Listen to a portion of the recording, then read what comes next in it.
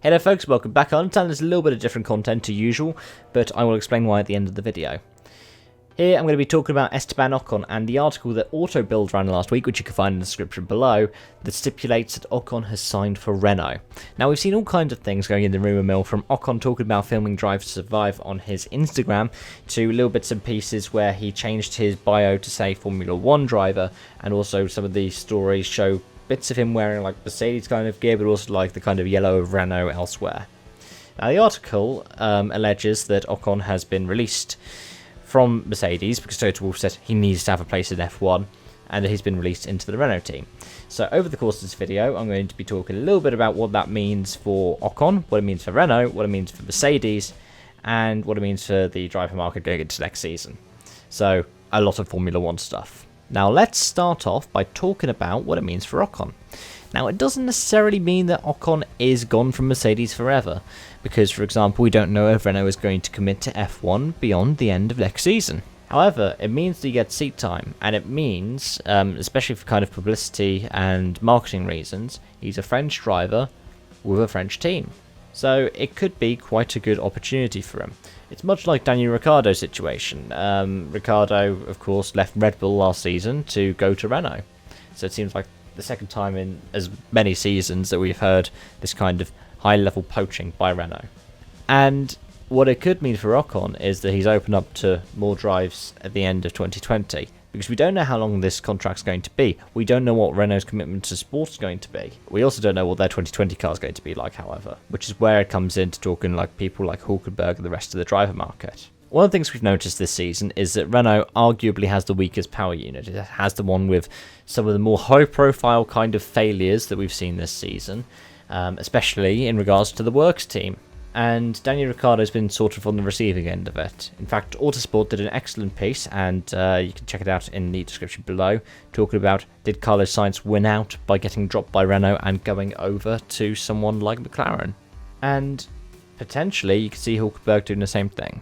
I honestly think that's highly likely. If you have a look at who is seen to be contracted for F1 next season, it's not really many drivers.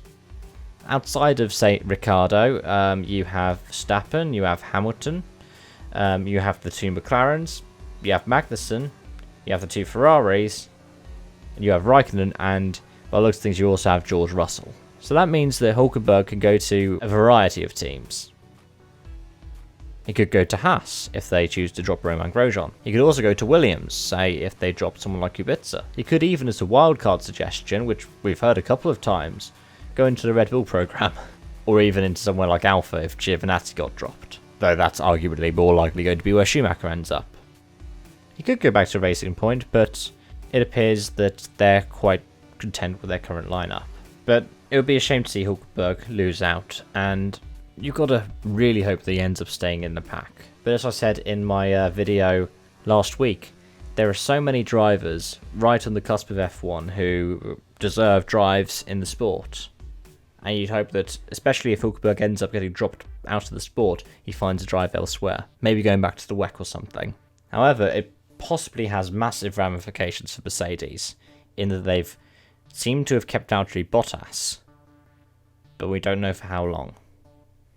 It could be that this is just another 1-year extension, and then come 2021, everything's up in the air.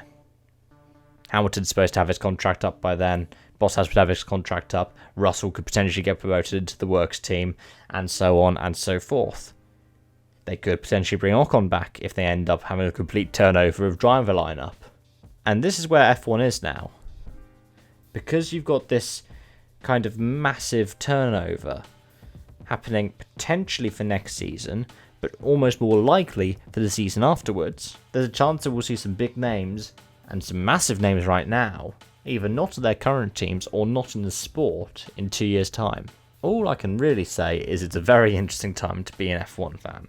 And now, over to Cav on camera to wrap things up. Well, thanks for watching, folks, and what do you think of this kind of video format?